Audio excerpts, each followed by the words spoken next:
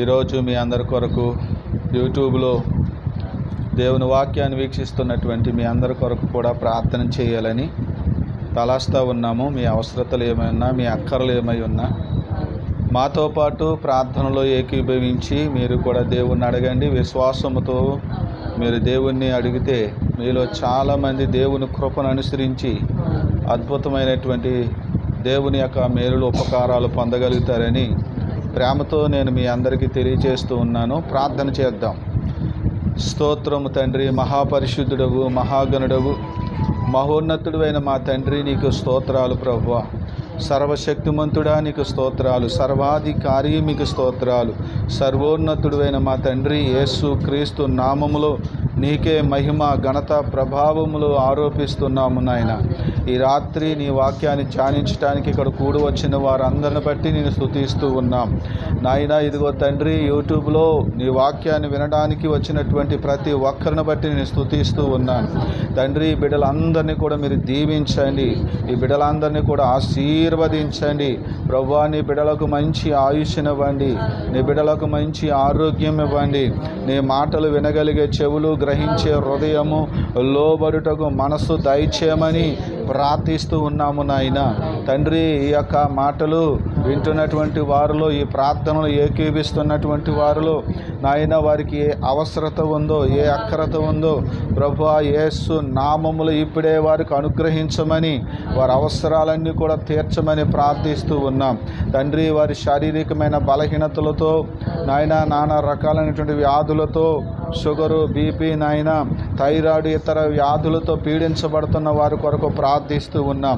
యేసు నామములు ఇప్పుడే ఆ బిడ్డలను ముట్టండి ప్రభువా. దైవికమైన శక్తి యేసు నామములు ఇప్పుడే వారిని తాకునుగాక.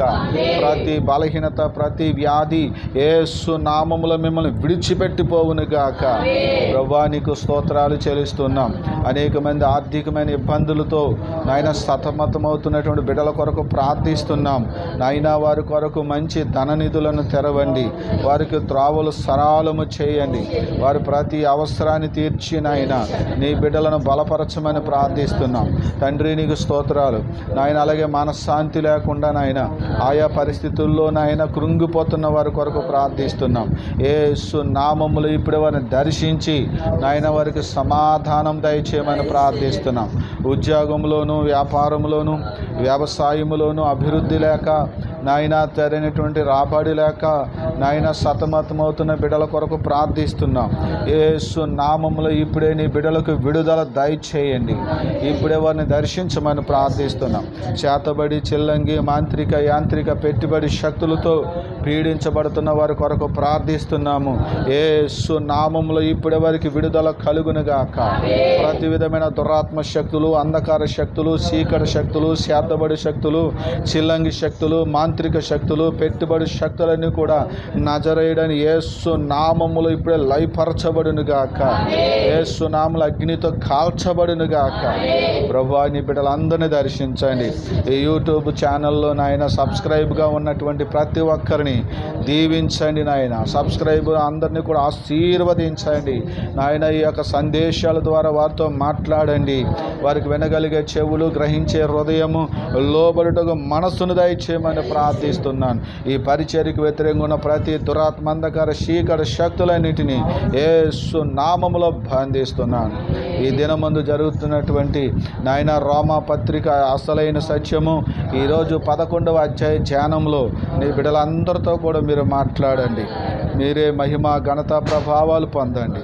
యేసు క్రీస్తు నామం పేరట ప్రార్థిస్తున్నాము తండ్రి. ఆమేన్, ఆమేన్.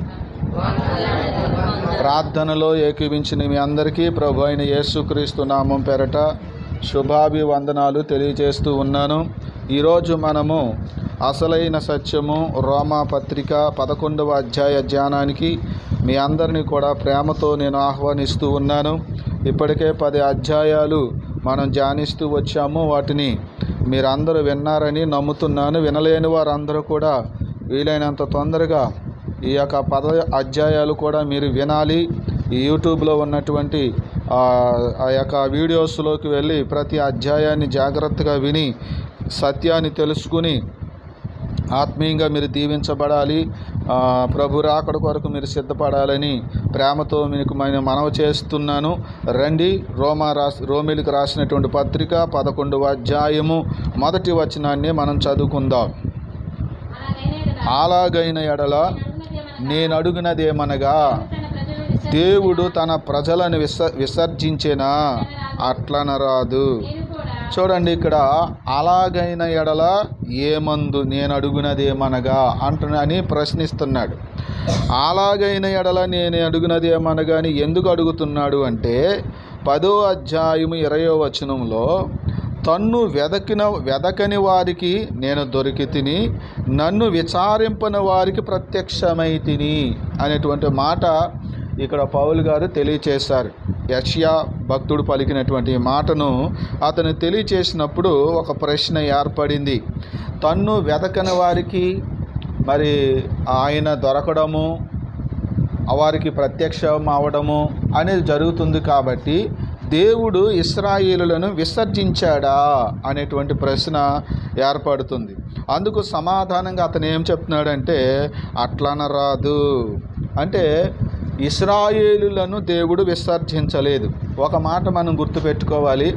దేవుని వాక్యంలో ఏమని రాయబడిందంటే, తన యొద్దకు వచ్చి వారిని, నా యొద్దకు వచ్చి వారిని నేను ఎంత మాత్రమునో త్రోసివేయును అని యేసు ప్రభువారు చెప్పారు.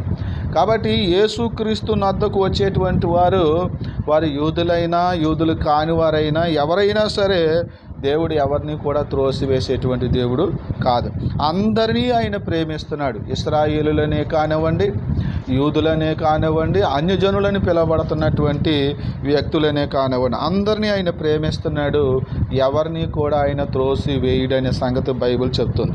అందుకు పౌలు గారు ఇక్కడ ఏం చెప్తున్నాడంటే, అట్లా అనరాదు, నేను కూడా ఇశ్రాయేలుడినే. అంటే దేవుడు ఇశ్రాయేలులను తునీకరిస్తే, విసర్జిస్తే దేవుడు నన్ను కూడా విసర్జించాలి అనే విషయాన్ని తెలియపరుస్తూ అతను అబ్రహాము సంతానమందలి బెన్యామీను గోత్రములో పుట్టినవాడును, తాను ముందెరిగిన తన ప్రజలను దేవుడు విసర్జింపలేదు అనే విషయాన్ని తెలియజేస్తున్నాడు.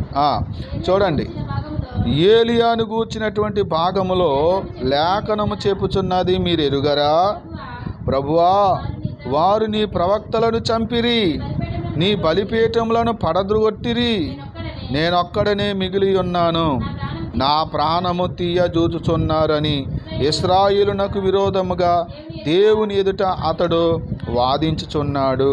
అయితే దేవోక్తి అతనితో ఏమి చెప్పుచున్నది?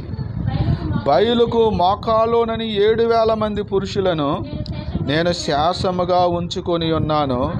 అలాగుననే అప్పటి కాలమందు సహితము కృప యొక్క ఏర్పాటు చొప్పున శాసము మిగిలి ఉన్నది. ఇక్కడ ఇంత పెద్ద వచనాన్ని ఎందుకు చదివించాను అని అంటే, దేవుడు ఇశ్రాయేలులను విసర్జించాడంటే విసర్జించలేదు, కానీ ఇశ్రాయేలులో కూడా దేవుడు కొంతమందిని శాసాన్ని ఉంచుకున్నాడట. అనగా కొంతమందిని దేవుడు ఏర్పాటు చేసుకున్నాడట. అక్కడ ఆయన 5వ వచనంలో చివరి మాటలు ఏం చెప్తున్నాడు? 5వ వచనం, అలాగుననే ఇప్పటి కాలమందు సహితము కృప యొక్క ఏర్పాటు చొప్పున. చూసారా, అక్కడ ఏ మాట రాయబడింది? కృప యొక్క ఏర్పాటు చొప్పున అనేటువంటి మాట. అంటే ఇక్కడ మనకి పదే పదే ఈ రోమీలకు రాసిన పత్రికలు ఏం కనపడుతుందంటే, ఏర్పరచుకోవటం. దేవుడు ఎవరినో కొంతమందిని ఏర్పరచుకున్నాడు అనే సంగతి పదే పదే చెప్తున్నాడు. అందరూ దేవుని ప్రజలు కాదు, అందరూ పరలోకానికి వెళ్ళరు. దేవుడు కొందరిని ఏర్పాటు చేసుకున్నాడు. అలాగే ఇశ్రాయేలులో కూడా దేవుడు కొంతమందిని ఆయన ఏర్పాటు చేసుకున్నాడు. కనుక ఇశ్రాయేలులో కూడా రక్షణ పొందిన వారు ఉన్నారు. ఏంటండి? ఇశ్రాయేలులో కూడా రక్షణ పొందిన వారు ఉన్నారు. అయితే ఇశ్రాయేలులో రక్షణ పొందిన వారు ఏ విధంగా ఉన్నారు, ఎంత సంఖ్యలో ఉన్నారు అని అంటే, ప్రకటన గ్రంథము చూడండి 7వ అధ్యాయము 1వ వచనం.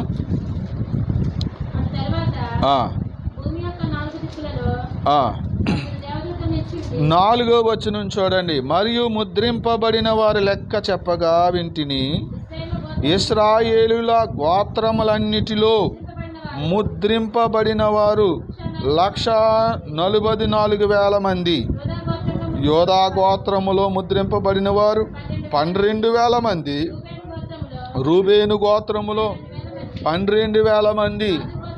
ఇలాగున మనము ఈ అధ్యాయంలో చదివితే ఒక్కొక్క గోత్రములో దరిదాపుగా 12,000 మంది చొప్పున వాళ్ళు ఏమవుతూ వచ్చారు? ముద్రించబడ్డారంటే రక్షింపబడుతూ వచ్చారు. అంటే ఇశ్రాయేలుల సంఖ్య ఎలా ఉంది అంటే సముద్రపు ఇసుక రేణువులంత విస్తారముగా ఇశ్రాయేలులు ఉన్నప్పటికీ వారిలో బహు తక్కువ మంది మాత్రమే, లెక్కించగలిగే సంఖ్యలో ఉన్నవారు మాత్రమే వారు రక్షించబడ్డారు అని ఇక్కడ దేవుని లేఖనము తెలియచేస్తుంది. ఆ కొద్ది మందే ఎందుకు రక్షించబడ్డారంటే అది దేవుని యొక్క ఏర్పాటు చొప్పున జరిగింది. అది కూడా చూడండి, ఇంకొక మాట చూపిస్తాను. యాకోబు పత్రిక 1వ అధ్యాయము 1వ వచనం చూడండి. దేవుని యొక్కయు ప్రభు అయిన యేసుక్రీస్తు యొక్కయు దాసుడైన యాకోబు చూడండి, అన్య దేశముల యందు చెదరియున్న 12 గోత్రముల వారికి శుభమని చెప్పి వ్రాయునది.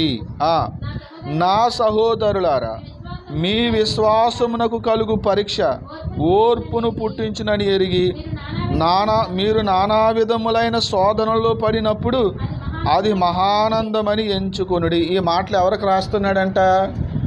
యాకోబు గారు తన పత్రిక ఎవరికి రాశాడు? అన్యజనుల దేశాలలో, అన్య దేశాలలో చెదరి ఉన్నటువంటి ఇశ్రాయేలు 12 గోత్రాలలో ఉన్న ప్రజలందరికీ రాస్తున్నాడు. వాళ్ళందరూ ఏ స్థితిలో ఉన్నారంటే విశ్వాసం యొక్క స్థితిలో ఉన్నారు వారిలో అనేక మంది. అంటే ఇశ్రాయేలు యొక్క 12 గోత్రాలలో అన్య దేశాలకి చెదిరిపోయారు కదా, అలా చెదిరిపోయిన వారిలో చాలామంది యేసుక్రీస్తుని నమ్ముకున్నారు. ఈ రక్షణ మార్గంలో వారు నడుస్తున్నారన్నమాట. అందుకనే లేఖనం ఏం చెప్తుందంటే ఇశ్రాయేలులను దేవుడు విసర్జించాడా అంటే దేవుడు ఇశ్రాయేలులను విసర్జించలేదు. మరి ఎలాగా ఏం చేశాడు అంటే శేషం దేవుడు రక్షించుకున్నాడంట. ఇశ్రాయేలుల్లో కొంతమందిని దేవుడు రక్షించుకున్నాడంట. తన కృప చొప్పున, ఏర్పాటు చొప్పున వాళ్ళని రక్షించుకున్నాడంట. అందుకు ఉదాహరణగా ఆయన ఏం చెప్తున్నాడంటే ఏలియాను గూర్చినటువంటి లేఖనం ఏం చెప్తుందంట? ఏలియా అహాబు కాలంలో అతను జీవించిన సంగతి మనకి బైబిల్లో ఉంది.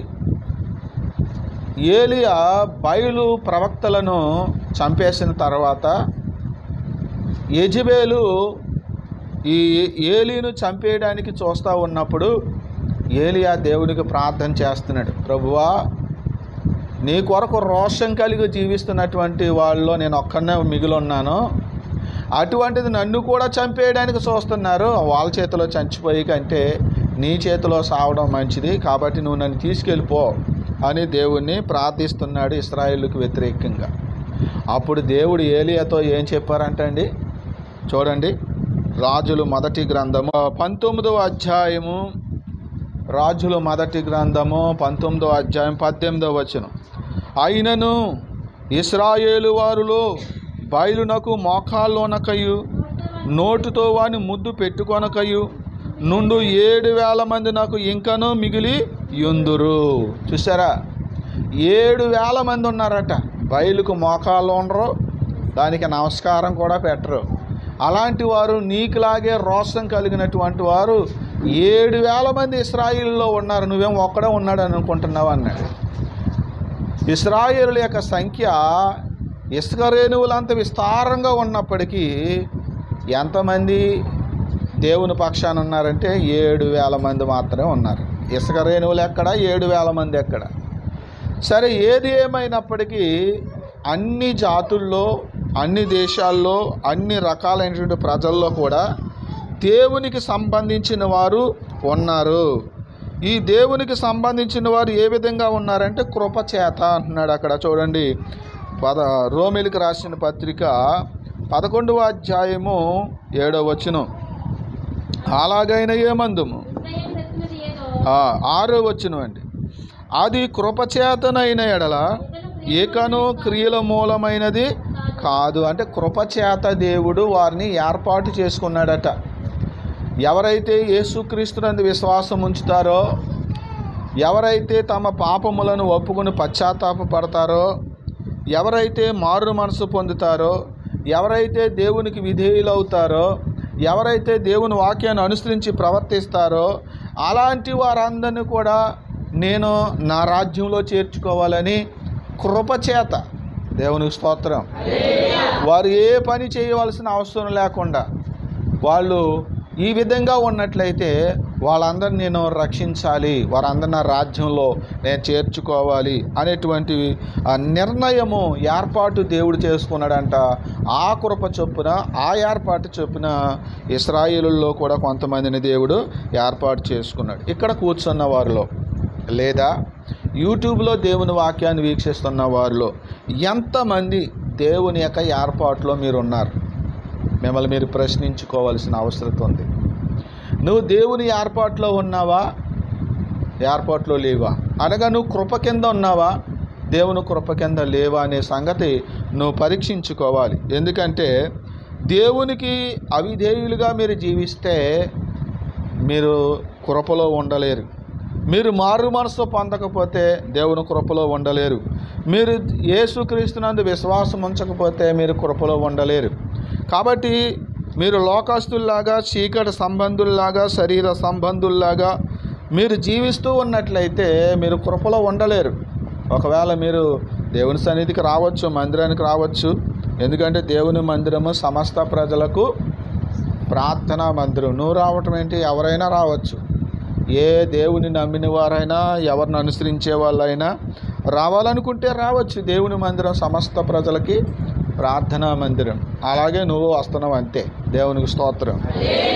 దేవుని ఏర్పాట్లో నువ్వు లేకపోతే, దేవునికి నువ్వు విధేయుడు కాకపోతే, దేవుని వాక్యమందు నువ్వు విశ్వాసం ఉంచకపోతే నీవు దేవుని యొక్క రాజ్యంలో ఉండలేవు. దేవునికి స్తోత్రం. ఈనాడు చాలామంది దేవుని నమ్ముతున్నారు, కానీ ముహూర్తాలను కూడా నమ్ముతున్నారు. ఏం చేస్తున్నారండి? దేవుని నమ్ముతున్నారు, యేసుప్రభుని నమ్ముతున్నారు, బాప్తీసం కూడా పొందుకుంటున్నారు, మందిరానికి వస్తున్నారు, పాటలు పాడుతున్నారు, కానుకలు ఇస్తున్నారు, అన్నీ ఉన్నాయి.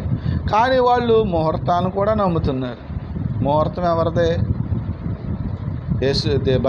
బైబుల్లోదా ముహూర్తము? అది ఎవరి విశ్వాసము?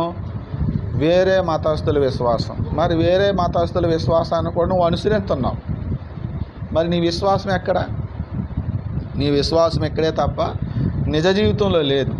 అంటే ముహూర్తాన్ని, అంటే ముహూర్తం నిన్ను రక్షిస్తుందని, ముహూర్తం నిన్ను కాపాడుతుందని, అలాగే వాస్తు నిన్ను రక్షిస్తుందని, వాస్తు నిన్ను కాపాడుతుందని ఇలాగన మీరు నమ్ముతున్నారు. మన విశ్వాసం ఎవరి మీద ఉండాలి? దేవుని మీద ఉండాలి.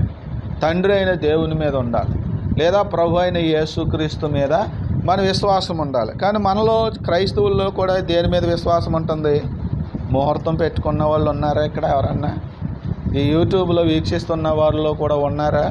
మీరు ఎంత పెద్ద విశ్వాసులు అనుకున్నా, మీరు ఎంత పెద్ద కానుకలు ఇస్తున్నా, మీరు ఎంత దీర్ఘకాల ప్రార్థనలు చేసినా అవన్నీ కూడా వట్టిది. మీ విశ్వాసం సరైంది కాదు. మీరు 2 పడవల మీద ఉన్నారు. ఎక్కడున్నారు? 2 పడవల మీద ఉన్నారు. కాబట్టి మీరు మునిగిపోవటం తథ్యం. ఉంటే ఏదో ఒక పడవలో ఉండాలి. 2 పడవల మీద అడుగేస్తే మునిగిపోతారనే సంగతి మనకు తెలుసు. కాబట్టి ప్రియులారా, దేవుడు నన్ను రక్షిస్తాడు, నన్ను కాపాడగలుగుతాడనే విశ్వాసం నీకు లేక ముహూర్తం మీద నమ్మకం ఉండి దాన్ని ఆశ్రయిస్తున్నావు. వాస్తే నేను కాపాడుతుంది అనుకుని వాస్తుని ఆశ్రయిస్తున్నావు. తాయితులే మా రోగాలను తగ్గిస్తుంది అనుకొని తాయితులను ఆశ్రయిస్తున్నావు. ఈలాగున మీరు విశ్వాసానికి వేరుగా మీరు ప్రవర్తిస్తూ మామూలుగా దేవుని మందిరానికి వస్తున్నారు. ఇటువంటి వాళ్ళు ఎవ్వరూ కూడా దేవుని రాజ్యంలో చేరే అవకాశం లేదు. వారు ప్రభు వచ్చినప్పుడు ఎత్తబడే అవకాశం అంతకంటే లేదు. కాబట్టి మీ విశ్వాసం ఎటుందో చూసుకోండి.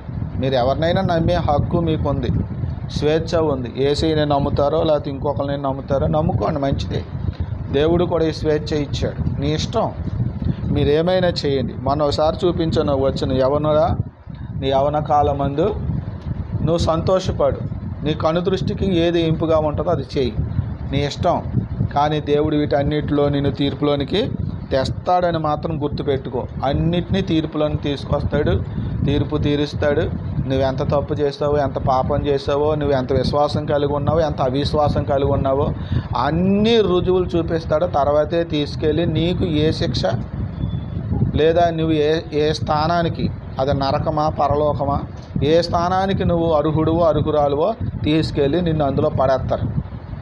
నువ్వు వెళ్ళలేవు, అసలు పరలోకానికి ఆరోహణం అవ్వలేవు. మీకు మాట చెప్పిన, కడబూరం రోగుతుంది, దేవుని బురా శబ్దం వినబడుతుంది, మృతులు అక్షయులుగా లేపబడతారు, కనురెప్పపాటున వాళ్ళు వెళ్ళిపోతారు.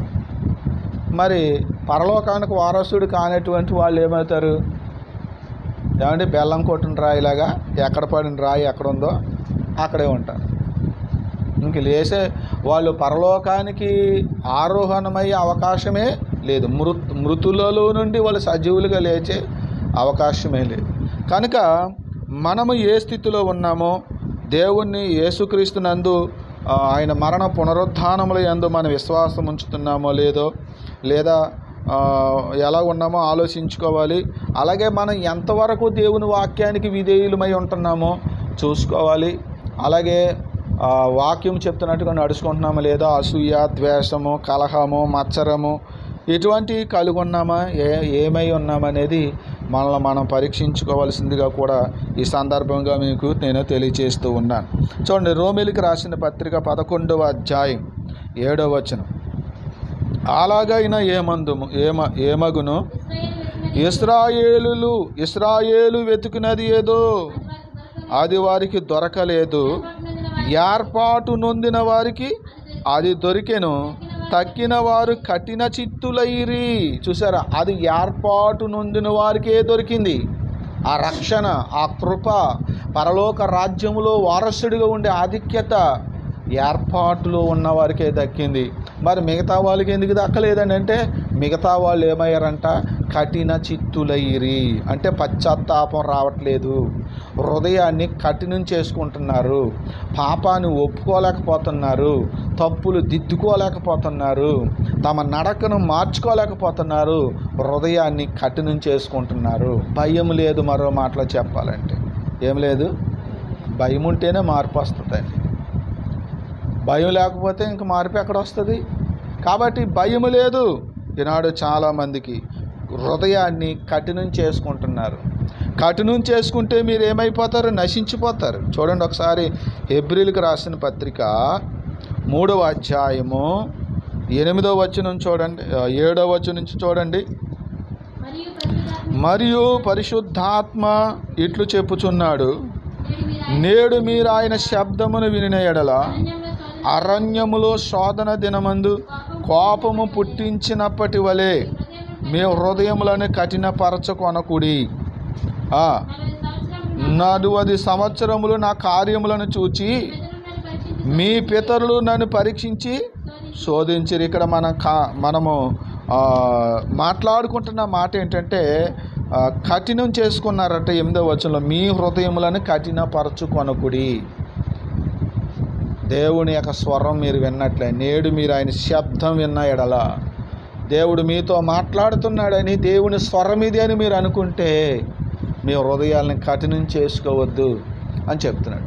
హృదయాల్ని కఠినం చేసుకున్నారు కాబట్టి, అవిశ్వాసులు అయిపోయారు కాబట్టి, అవిధేయులు అయిపోయారు కాబట్టి వాళ్ళు దేవుని విశ్రాంతిలో ప్రవేశించలేదట. అక్కడ చూడండి, 18వ వచనం చూడండి.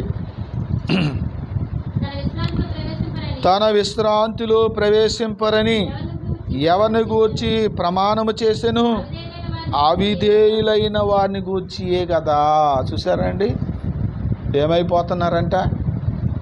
అవిధేయులైపోతున్నారు. చాలామంది అవిధేయులుగా ఉంటున్నారు.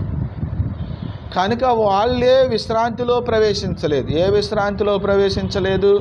కనాను దేశం అనేటువంటి దేశంలో వారు ప్రవేశించలేదు. విశ్రాంతి అనే దాని గురించి ఒక మెసేజ్ మన యేసు ప్రేమ ధ్వజం అనేటువంటి మన ఛానల్లో ఉంది. ఏంటండి, ఈ ఛానల్ కాదు, మీకు ఇక్కడ చూపిస్తాను చూడండి. ఆ ఛానల్లోకి వెళ్ళండి, యేసు ప్రేమ ధ్వజం అనే ఛానల్. అందులోకి వెళ్తే బాగా కిందకి స్క్రోల్ చేయండి, అక్కడ ఉంటుంది విశ్రాంతి. అంశం ఏంటి? అంశము విశ్రాంతి. విశ్రాంతి దినము కాదు, విశ్రాంతి ఎవరిస్తారు, ఎవరు పొందుతారు అనే టైటిల్ ఉంటుంది. ప్రియులారా వినండి, విశ్రాంతి ఏంటో. ఇక్కడ నేను సింపుల్గా చెప్తున్నాను. విశ్రాంతి అనేది ప్రియులారా కనాను దేశంలో వారు ప్రవేశించలేకపోయారు. ఎవరు ప్రవేశించలేకపోయారు? అవిధేయులైనటువంటి ఇశ్రాయేలులు ప్రవేశించలేదు. మరి ఎవరు ప్రవేశించారు? చిన్నపిల్లలు. ఎవరైతే మా పిల్లలు కొల్లగొట్టబడతారో చంపబడతారో అని అనుకున్నారో ఆ చిన్న పిల్లలు అందులో ప్రవేశించారు. వాళ్ళతో పాటు యెహోషువ, కాలేబు, వీళ్ళిద్దరు మాత్రమే. ఐగుప్తు నుంచి బయలుదేరినటువంటి ప్రజల్లో 6 లక్షల కాల్బలం అని రాయబడింది. 6 లక్షల కాల్బలంలో ఇద్దరు యెహోషువ, కాలేబు తప్ప ఇంకెవ్వరూ కూడా ఆ కనాను దేశంలో ప్రవేశించలేదు. కాబట్టి ప్రియులారా ఎందుకు ప్రవేశించలేదంట? వారు అవిధేయతను బట్టి. ఇంకా అక్కడ కింద 18వ వచనంలో మనం అక్కడ చదివితే ఏమని రాయబడింది? ఎబ్రీ పత్రిక 3వ అధ్యాయం 18వ వచనం. కాగా అవిశ్వాసము చేతనే వారు ప్రవేశింపలేకపోయిరని గ్రహించుచున్నాము. అంటే అవిశ్వాసము, తర్వాత అవిధేయత, హృదయాన్ని కఠినం చేసుకోవటం, ఈ 3 విషయాలను బట్టి ఇశ్రాయేలులు కనాను దేశంలో దేవుడు ఇచ్చిన విశ్రాంతులు వాళ్ళు ప్రవేశించలేకపోయారు. అందుకని ఇక్కడ రోమీయులకు రాసిన పత్రిక 11వ అధ్యాయము 7వ వచనంలో ఆయన ఏమంటున్నాడంటే, ఇశ్రాయేలు వెతుకున్నది ఏదో వారికి అది వారికి దొరకలేదు, ఏర్పాటు నొందిన వారికి అది దొరికెను, తక్కిన వారు కఠిన చిత్తులైరి. ఎందు విషయమే నేటి వరకు దేవుడు వారికి నిద్రమత్తు గల మనసును, చూడలేని కన్నులను, వినలేని చెవులను ఇచ్చి ఉన్నాడని రాయబడి ఉన్నది. అంటే వాళ్ళు హృదయాన్ని కఠినం చేసుకుంటున్నారు కాబట్టి సరే కఠినం చేసుకుంటున్నాడు అంతే దేవుడు. అది వినవా? అయితే వినడం మానేయి. దేవునికి స్తోత్రం కలుగాలి. కనుక వాళ్ళ హృదయాల్ని దేవుడు కఠినత్వానికి అప్పగించాడట. 9వ వచనం. మరియు వారి భోజనము వారికి ఉరిగాను, బోనుగాను, ఆటంకముగాను, వారి క్రియలకు ప్రతిఫలముగాను ఉండునుగాక. వారు చూడకుండానట్లు వారి కనులకు చీకటి కమ్మునుగాక. వారి వీపు ఎల్లప్పుడూ వంగిపోవునట్లు చేయమని దావీదు చెప్పుచున్నాడు. అంటే ఈ యొక్క అవిధేయుల గురించి, అవిశ్వాసుల గురించి ఏమంటున్నాడంటే, ఇక వాళ్ళు హృదయాన్ని కఠినం చేసుకుంటే వాళ్ళ హృదయం కఠినం అయిపోవాలి.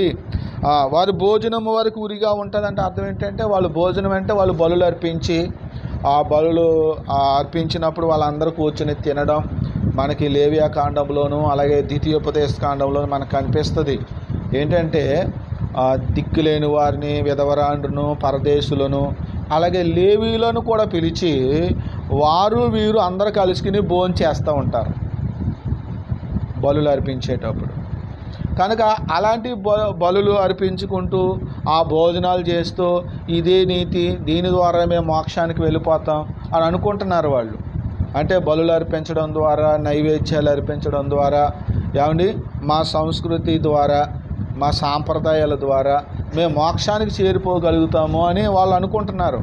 అలా వాటిని అనుసరిస్తున్నారు తప్ప దేవుడు నియమించినటువంటి మార్గాన్ని, దేవుడు అనుగ్రహించిన కృప చొప్పున వాళ్ళు యేసుక్రీస్తునందు విశ్వాసం ఉంచడం ద్వారా నీతిమంతులుగా తీర్చబడలేకపోతూ వచ్చారు. కనుక సరే మీరు ఏది కావాలనుకుంటే ఆ మార్గాన్ని అనుసరించండి అన్నట్లుగా దేవుడు వాళ్ళని విడిచిపెట్టాడు అన్నమాట. చూడండి 11వ అధ్యాయము 11వ వచనం. ఇక్కడ 11వ వచనం నుంచి 12వ వచనం వరకు ఇశ్రాయేలులను తక్కువ చేసి మాట్లాడకుండా తన గౌరవాన్ని తాను కాపాడుకున్నట్లుగా ఉంది ఇక్కడ ఈ వచనంలో. ఆయన ఏమంటున్నాడంటే, కాబట్టి నేను అడుగునది ఏమనగా వారు పడిపోవునట్లుగా తొట్టిల్లిరా. అది చూసారా, వాళ్ళు పడిపోయేటంతగా, నశించిపోయేటంతగా వాళ్ళు పడిపోయారా అని అడిగితే ఒప్పుకోవట్లేదు.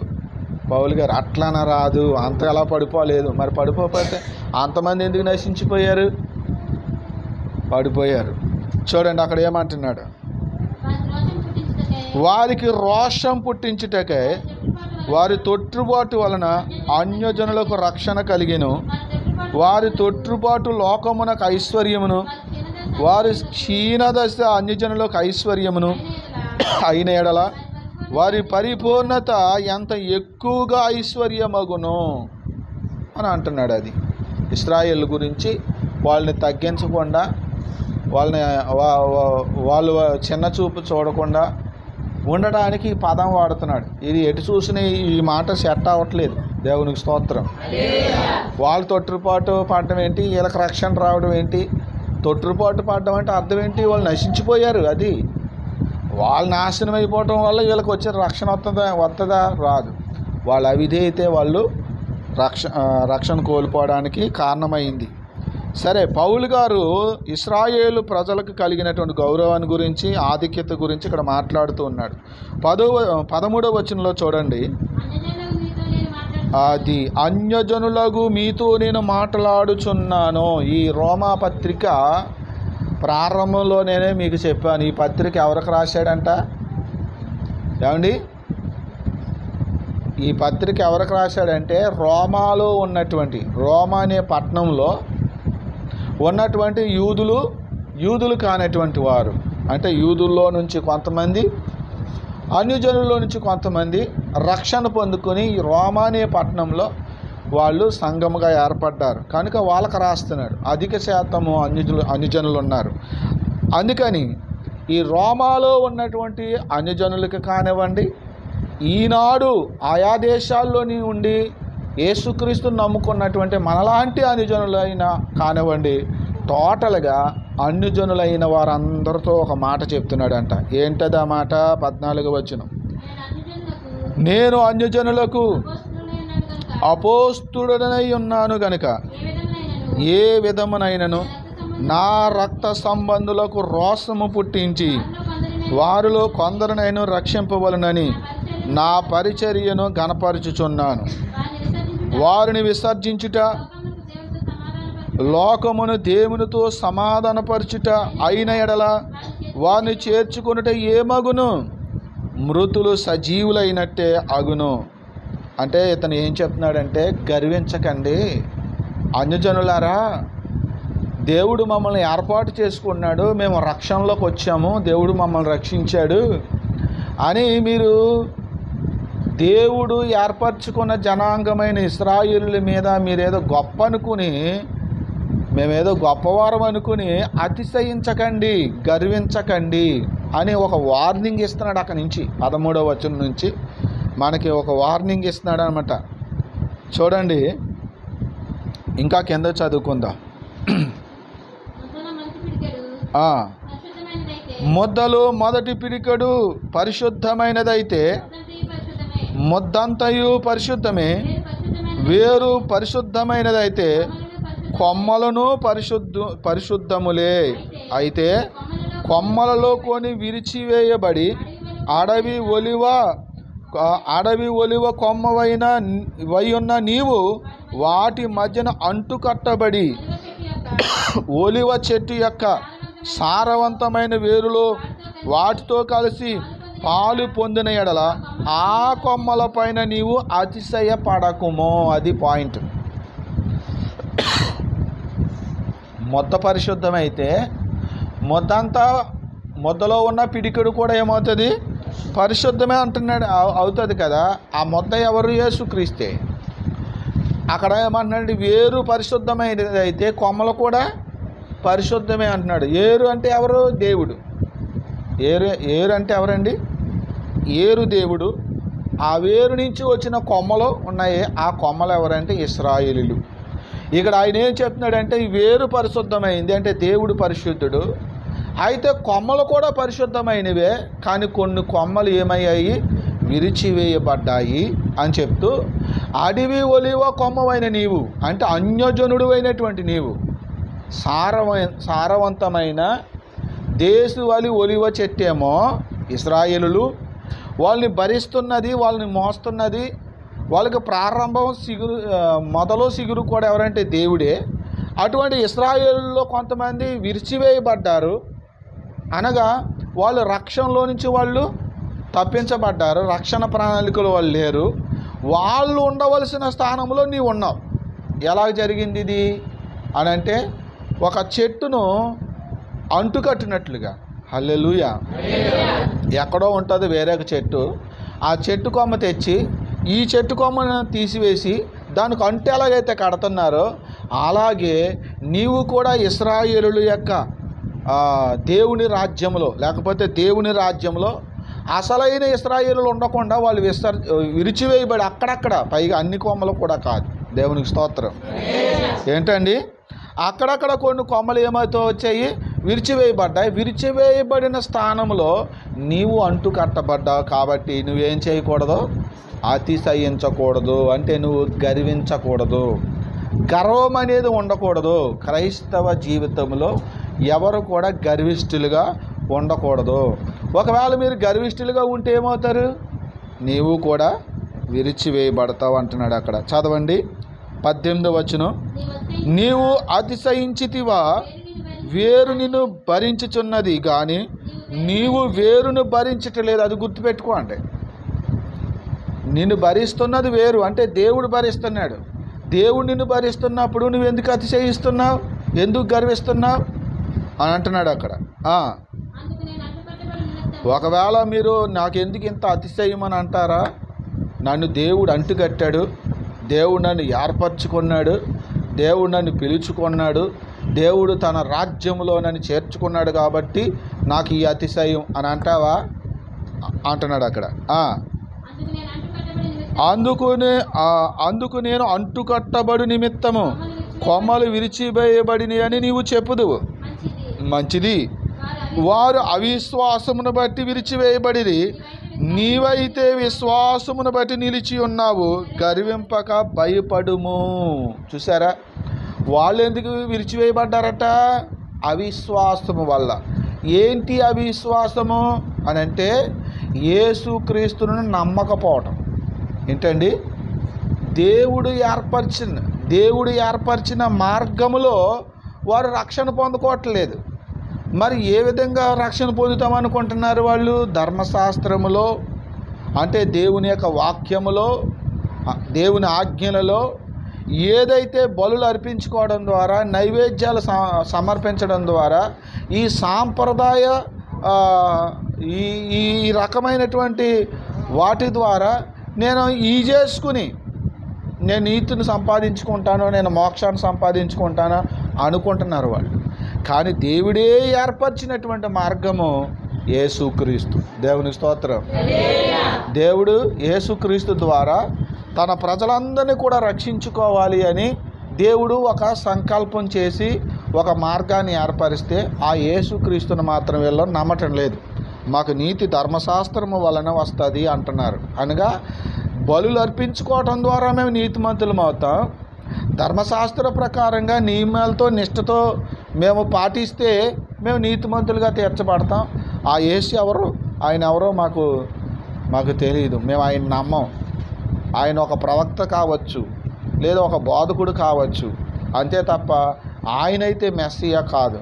ఆయన మా పాపాలను మోయటం ఏంటి, ఆయన మాకు రక్షకుడు ఏంటి అని వాళ్ళు అవిశ్వాసం చేత యేసుక్రీస్తుని నమ్మట్లేదు. కాబట్టి వాళ్ళు విరిచివేయబడ్డారు. ఏమయ్యారండి? విరిచివేయబడ్డారు. విరిచివేయబడినవి ఏమవుతాయండి? చూడండి, యోహాను సువార్త 15వ అధ్యాయము 6వ వచనం. ఎవడైనను నా యందు నిలిచి ఉండని ఎడల వాడు తీగ వలె బయట పారవేయబడి ఎండిపోవును, మనుషులు అట్టి వాటిని పోగు చేసి అగ్నిలో పారవేతురు, అవి కాలిపోదును. అదన్నమాట. యేసుప్రభు ఏమంటున్నాడంటే, నేను నిజమైన ద్రాక్షవల్లిని. మొదటి వచనంలో, నా తండ్రి వ్యవసాయకుడు, నాలో ఫలింపని ప్రతి తీగ ఆయన తీసి పారవేయును, ఫలించు ప్రతి తీగ మరి ఎక్కువగా ఫలింపవలనని దానిలోని పనికిరాని తీగులను తీసివేయును అంటున్నారు. మామూలుగా అయితే ఏమైనా తీగులు పనికి రాకపోతే ద్రాక్ష తీగులు, ముఖ్యంగా ద్రాక్ష తీగులు మనుషులు దేనికి పోల్చబడుతున్నారు అంటే, ఇక్కడ దేవుడు దేనికి పోలుస్తున్నాడంటే ద్రాక్షావల్లికి పోలుస్తున్నాడు. వల్లి అంటే పాదు అని అర్థం. ఏంటండి? పాదు అని అర్థం. ద్రాక్ష ఒక వల్లి అంటే ద్రాక్ష ఒక పాదు, అది చెట్టు కాదు. అది పాదులాగా పాకుతుంది. చిక్కుడు పాదులాగా, ఆనప చెట్టు పాదులాగా, పొట్లకాయ పాదులాగా, దొండకాయ పాదులాగా అది పాకుతుంది తీగులుగా. వాక్యంలో రాయబడింది ఏంటంటే ద్రాక్ష చెట్టు లేదా ద్రాక్ష తీగ ఎందుకు పనికిరాదటండి. ఒక కర్రగా, ఒక కుర్చీ చేయడానికి కానీ, ఒక పీట చేయడానికి కానీ, ఒక మంచం చేయడానికి కానీ, ఏదైనా ఒక ఇంటికి పోనీ ఒక వాసంలాగానే దాన్ని ఉపయోగిందామని అసలు దేనికి పనికిరాదట. ఏది? ద్రాక్ష తీగ అనేది. మరి ఏం చేస్తారో, ద్రాక్ష కోత అయిపోయిన తర్వాత, దాని సర్వీస్ అయిపోయిన తర్వాత ఏం చేస్తారని కోసి బయట పాడేస్తారు. ఆ తర్వాత ఎండిపోతే తర్వాత దాన్ని కాల్చేస్తారంట. అది పరిస్థితి. దేవునికి స్తోత్రం. ఇక్కడ ఏమంటున్నాడు అంటే ద్రాక్ష చెట్టులో ఉండవలసిన తీగ ఎప్పుడైతే విరిచివేయబడిందో దాని బ్రతుకు అగ్గిలోకి వెళ్ళిపోవటమే తప్ప అది ఎందుకు పనికిరాదు. అర్థమైందా? దేవుడు మిమ్మల్ని ఒకవేళ మీరు అంటు కట్టబడినటువంటి మీరు విరిచివేయబడితే మీ పరిస్థితికి అగ్నిగుండమే తప్ప ఇక మీరు ఎందుకు పనికిరారని దాని అర్థం. అందుకే ఆయన ఏమంటున్నాడంటే విశ్వాసమును బట్టి, అంటే నువ్వు యేసుక్రీస్తుని నమ్మడం ద్వారా, ఏదో నేను బలులు అర్పించుకుంటున్నాను, నైవేద్యాలు సమర్పిస్తున్నాను, ధర్మశాస్త్రం చెప్పినట్లుగా ఈ సాంప్రదాయాల ప్రకారంగా, ఈ ఆచారాల ప్రకారంగా, ఈ ధర్మశాస్త్రం ఆచార ప్రకారంగా నేను ఇలా జీవిస్తున్నాను, ఇలా ప్రవర్తిస్తున్నాను కాబట్టి వీటి ద్వారా నేను రక్షించబడతాను అనేది కాకుండా, దేవుడు ఏర్పరిచినటువంటి మార్గం అనగా యేసుక్రీస్తు మన పాపాలన్నింటినీ సిలువలో భరించాడని. నువ్వేమో ఇప్పుడు దాకా ఈ మేక భరించింది, ఈ గొర్రె భరించింది, దీన్ని బలి అర్పించాను, ఇప్పుడు నేను పరిశుద్ధనైనా నువ్వు అనుకుంటున్నావు. కానీ ఇది నీ పాపాలను తీసివేయలేదు. కాబట్టి దేవుడే తన కుమారుని ఈ లోకానికి పంపి ఆయన శరీరమందు శిక్ష విధించడం ద్వారా, ఆయన రక్తం ద్వారా నీకు క్షమాపణ కలుగుతుందని దేవుడు ఏర్పరిచాడే. ఆ మార్గాన్ని నువ్వు విశ్వసించావు అనుకో, నీకు రక్షణ కలుగుతుంది. కానీ నువ్వు విశ్వసించలేదు కాబట్టి నీవు కూడా ఏమవుతావు? విరిచివేయబడతావు. అయితే మీరు విశ్వసించి ఇప్పుడు ప్రభులో నిలుచున్నారు కాబట్టి ఇప్పుడు మీరు ఏం చేయాలి అంటే అతిశయించకూడదు. ఏం చేయకూడదట? ఎస్, ఈ లోకంలో ఎవరు కూడా ఎవరి మీద అతిశయించకూడదు. కులాన్ని బట్టి, మతాన్ని బట్టి, ధనాన్ని బట్టి, జ్ఞానాన్ని బట్టి, రకరకాలైన పరిస్థితులను బట్టి కొంతమంది అతిశయిస్తూ ఉంటారు. అసలు అతిశయం అనేదే మనకి ఉండడానికి వీల్లేదు. దేవునికి స్తోత్రం. హల్లెలూయా. మనం అతిశయించకూడదు. మరి ముఖ్యంగా ఇతరుల మీద అతిశయించకూడదట. ఏం చేయకూడదు?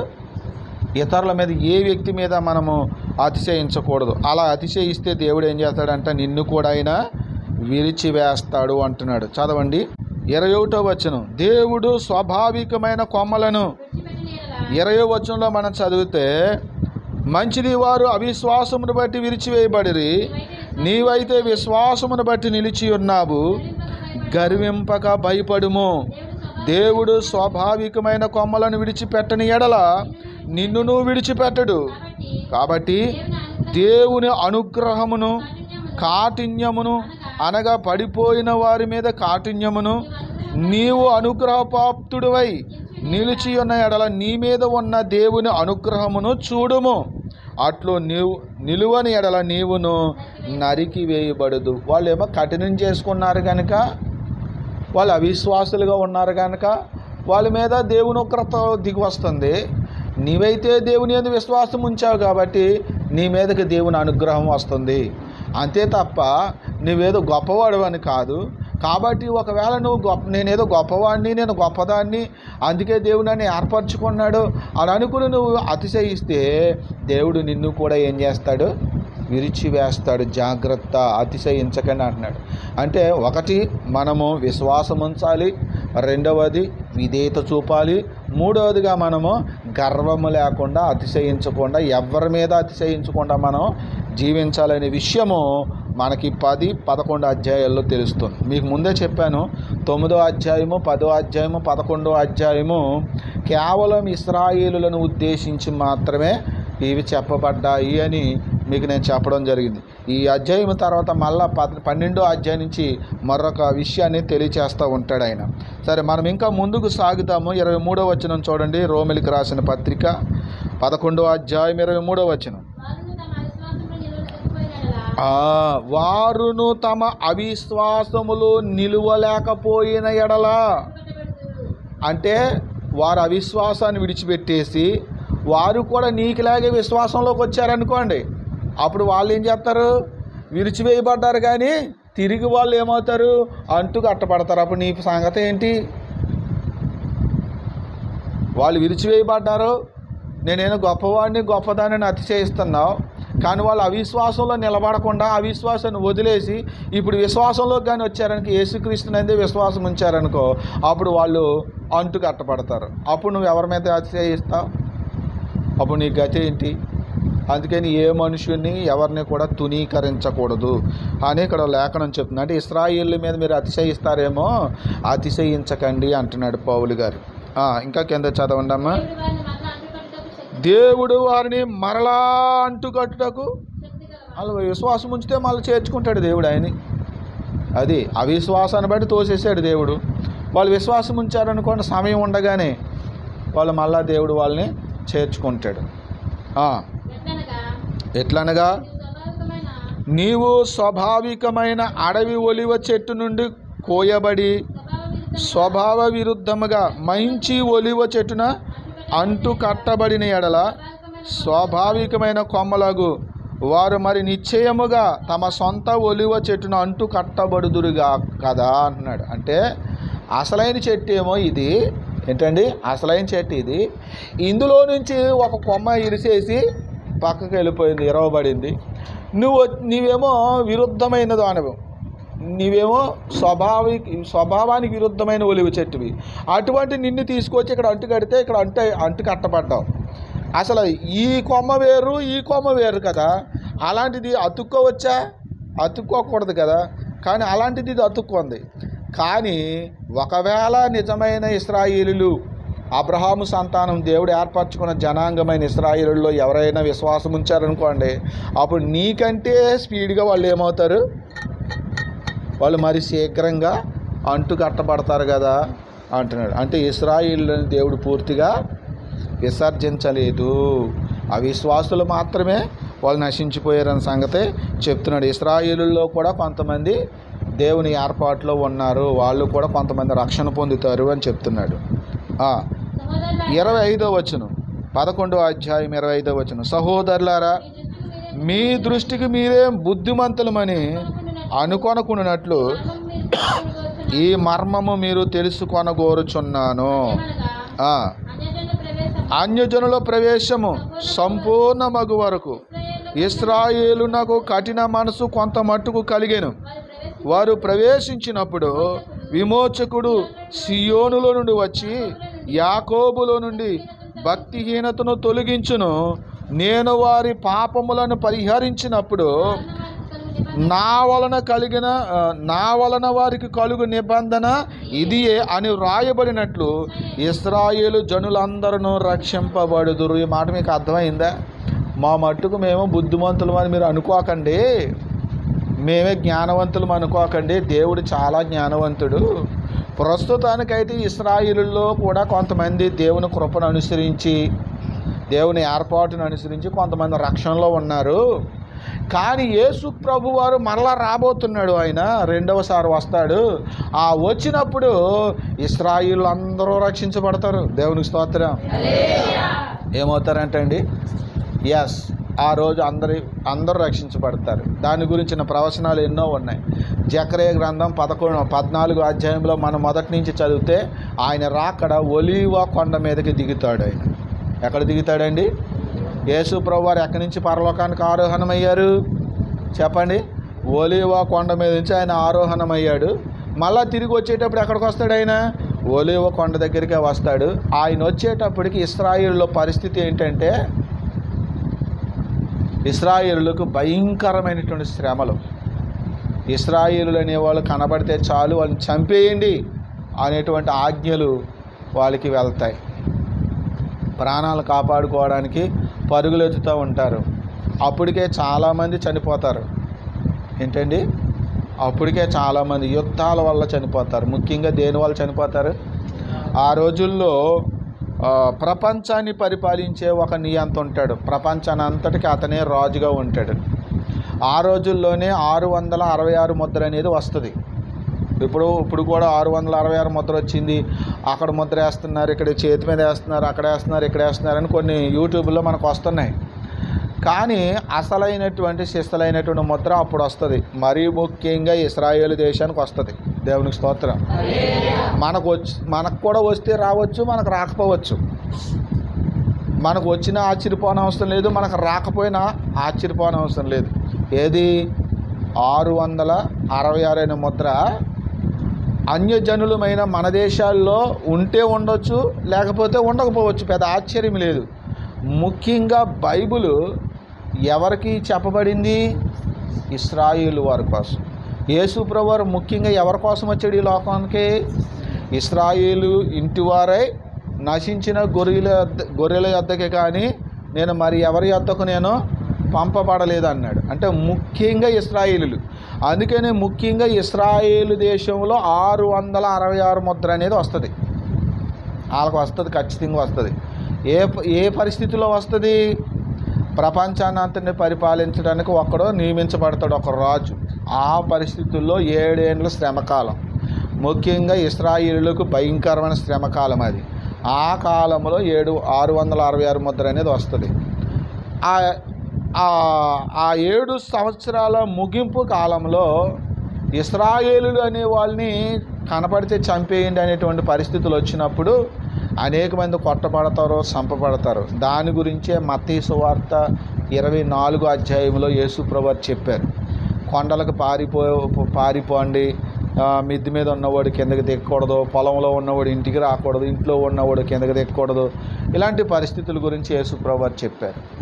ఆ పరిస్థితుల్లో ఇశ్రాయేలులు తమ ప్రాణాలను కాపాడుకోవడానికి పరుగులెడుతున్న పరిస్థితుల మధ్య అనేక మంది ఒలీవ కొండకి చేరుకుంటారు. ఎక్కడికి చేరుకుంటారండి? అనేక మంది ఒలీవ కొండకు చేరుకుంటారు. ఇక ఒలీవ కొండకు చేరుకునేటువంటి చాలామంది రకరకాలుగా చంపబడతారు. వాళ్ళు ఆల్రెడీ చనిపోయారు. బతుకున్న వారిలో ఒలీవ కొండకు ఎవరైతే వచ్చారో అక్కడికి వచ్చినప్పుడు సరిగ్గా అక్కడ వాళ్ళు దేవుణ్ణి ప్రార్థిస్తారు. ఎలాగా? తన ఒకే కుమారుని పోగొట్టుకున్న తల్లి ఎలాగ దుఃఖిస్తుందో, లేక తన పెనిమిటిని పోగొట్టుకున్నటువంటి కన్యక ఎలాగైతే దుఃఖిస్తుందో అలాగున వాళ్ళు ప్రలాపిస్తూ ఉంటారట.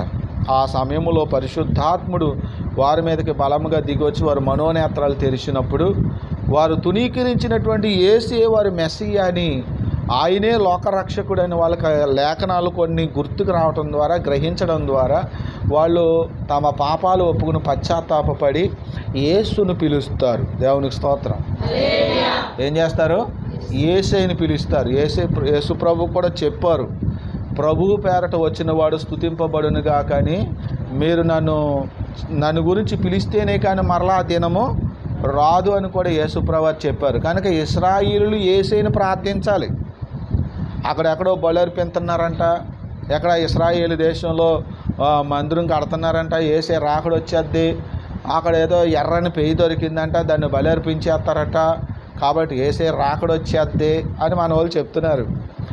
అక్కడ 3వ మందిరం కట్టినంత మాత్రాన వచ్చేది, వాళ్ళు బలి అర్పించినంత మాత్రాన వచ్చేది. మరి ఎప్పుడు వస్తుంది అంటే యేసయ్య వచ్చినప్పటికీ మందిరం ఉంటుంది, బలులు అర్పించడం కూడా జరుగుతుంది.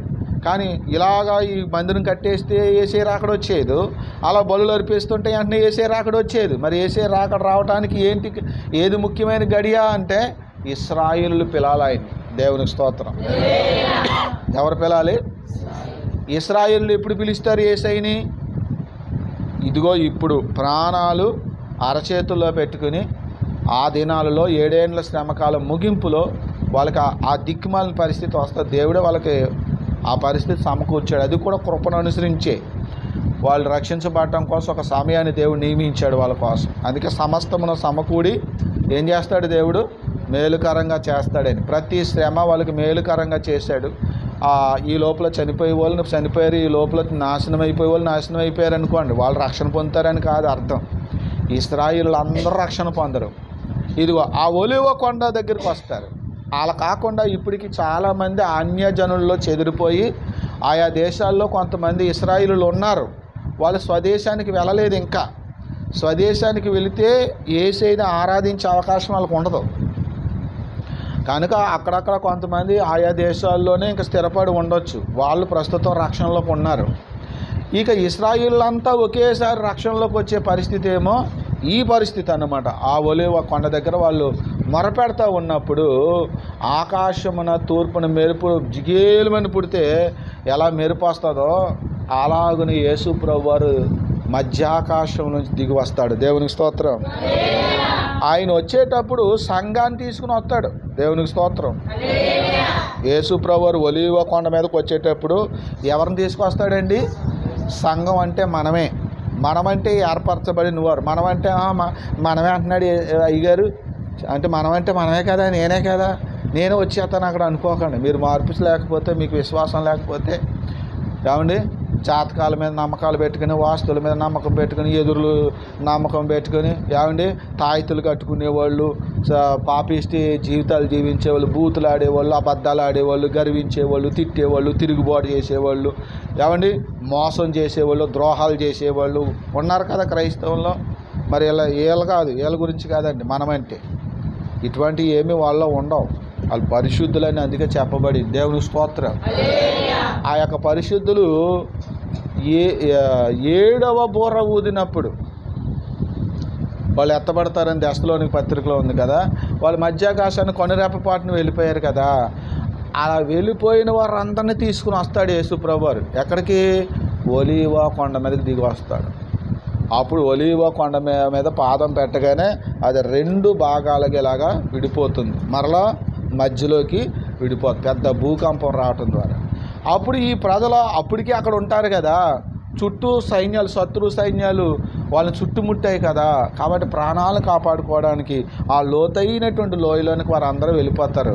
ఇప్పుడు వాళ్ళందరూ కింద ఉంటారు. కోడి రెక్కల కింద తన పిల్లలు ఉన్నట్టుగా ఉంటారు. ఆ పిల్లల తండ్రి అయినటువంటి యేసుక్రీస్తు ఒలీవ కొండ మీద ఉంటాడు ఆయన. దేవుని స్తోత్రం. ఆ విధంగా ఆ రోజు వాళ్ళు రక్షించబడతారు. అది ఇక్కడ చెప్తున్నాడు ఆయన. అపోస్తలుడైన పౌలు గారు ఈ 11వ అధ్యాయంలో చెప్తున్న మాట అదే. చూడండి మరొకసారి 27వ వచనం. విమోచకుడు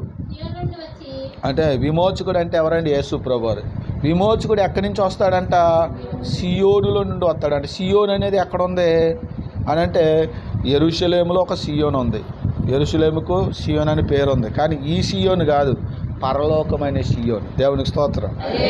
ఆ పైన యెరూషలేము నుంచి, ఆ సియోన్లో నుంచి యేసు ప్రభువారు వస్తారు. ఆయన వచ్చినప్పుడు వీరందరూ రక్షించబడతారట. అది ఈ మర్మం మీకు చెప్తున్నాను. మేమే బుద్ధిమంతులం అని అనుకోకండి. మీరు అతిశయించకుండా ఉండటానికి చెప్తున్నాను. ఇశ్రాయేలులందరినీ దేవుడు తునీకరించాడు, ఇంక వాళ్ళు నాశనం అయిపోయారు, మేమేదో గొప్ప అనుకుని మీరు అతిశయిస్తున్నారేమో. మీకు ఒక మర్మం చెప్తున్నానని చెప్పి ఇశ్రాయేలు యొక్క రక్షణ గురించి ఆయన చెప్పారు. చూడండి 28వ వచనం. సువార్త విషయమైతే వారు మిమ్మల్ని బట్టి శత్రువులు కానీ, ఏర్పాటు విషయమైతే పితరులను బట్టి ప్రియులై ఉన్నారంటే వాళ్ళు ఏర్పాటులోనే ఉన్నారు. ఇశ్రాయేలులు కూడా అందరు కాకపోయినా ఇశ్రాయేలులో కొంతమంది ఏర్పాటులో ఉన్నారని చెప్తున్నాడు. యాలైనగా దేవుడు తన కృపావరముల విషయములోను, చూడండి, తన కృపావరముల విషయములోను పిలుపు విషయములోను పశ్చాత్తాపపడు. అంటే దేవుడు ఏదైతే సంకల్పించాడో, ఏదైతే నిర్ణయించుకున్నాడో, ఏదైతే ఏర్పాటు చేసుకున్నాడో దాని విషయంలో ఆయన పశ్చాత్తాపపడ్డంట. అంటే ఆ యొక్క నిర్ణయాన్ని ఆయన మార్చుకోడట. ఇశ్రాయేలుల్ని కానీ మనల్ని కానీ ఎలా రక్షించాలనుకున్నాడు ఆయన? ఎవరైతే తన కుమారుడైన యేసుక్రీస్తునందు విశ్వాసం ఉంచుతారో వారిని రక్షించాలని ఆయన ఒక నిర్ణయం చేసుకున్నాడు. ఎవరైతే విధేయత చూపుతారో వారిని రక్షించాలని నిర్ణయం చేసుకున్నాడు. ఎవరైతే మారు మనసు పొందుతారో వాళ్ళని రక్షించాలని ఆయన నిర్ణయించుకున్నాడు. ఎవరైతే తగ్గించుకుంటారో వాళ్ళని రక్షించుకోవాలని నిర్ణయించుకున్నాడు. ఎవరైతే తన వాక్యం ఏది చెప్తుందో ఆ ఆజ్ఞలు అనుసరించి ధర్మశాస్త్ర ప్రకారంగా అంటే ఆజ్ఞల ప్రకారంగా నడుస్తారో వాళ్ళని రక్షించుకోవాలని ఒక నిర్ణయం చేసుకున్నాడు. ఆ నిర్ణయము కృపను అనుసరించి ఉంది కాబట్టి ఆ కృప విషయంలో, ఆ కృపావరం విషయంలో ఆయన పశ్చాత్తాప పడడు, అంటే ఆయన మనసు మార్చుకోవడం అని పౌలు గారు చెప్తున్నాడు. మీరు గత కాలమందు దేవునికి అవిధేయులై ఉంటిరి, ఇప్పుడు వారు అవిధేయతను బట్టి కరుణింపబడితిరి.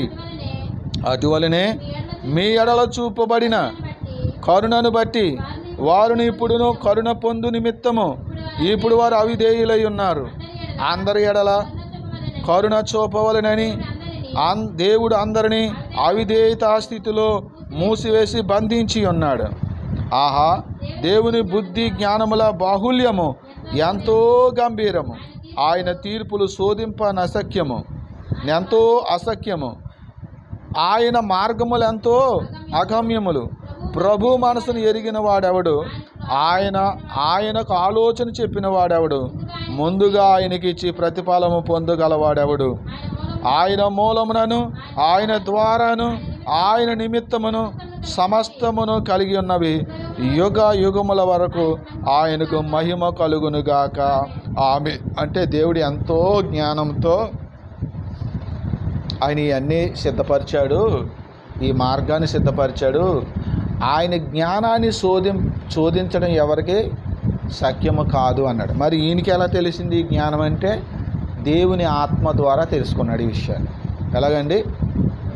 దేవుడు ఇలాంటి సంకల్పం కలిగి ఉన్నాడనే విషయము పౌలు గారికి ఎలా తెలుసు? దేవుని ఆత్మ ద్వారా వీటిని తెలుసుకోగలిగాడు. అందుకనే కొరింథీ పత్రికలో ఆయన చెప్తాడు ఒక మాట, చూడండి. 2వ అధ్యాయం, 1 కొరింథీ పత్రిక 2వ అధ్యాయము. నేను ముగిస్తాను, మరలా మనం రేపు 12వ అధ్యాయం మనం మాట్లాడుకుంటాం. చూడండి, 2వ అధ్యాయము 10వ వచనం, 9వ వచనం నుంచి చదువుదామండి.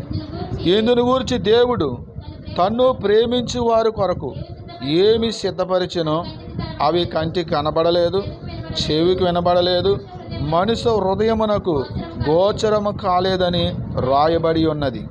మనకైతే దేవుడు వాటిని తన ఆత్మ వలన బయలుపరిచి ఉన్నాడు. ఎలా బయలుపరిచాడంట? ఆత్మ ద్వారా బయలుపరిచాడు. కాబట్టి ఆత్మ ద్వారా పౌలు గారు ఎలాగ అర్థం చేసుకోగలిగాడు? ఒక మాట కోట్ చేశాడు పౌలు గారు. ఏంటా మాట?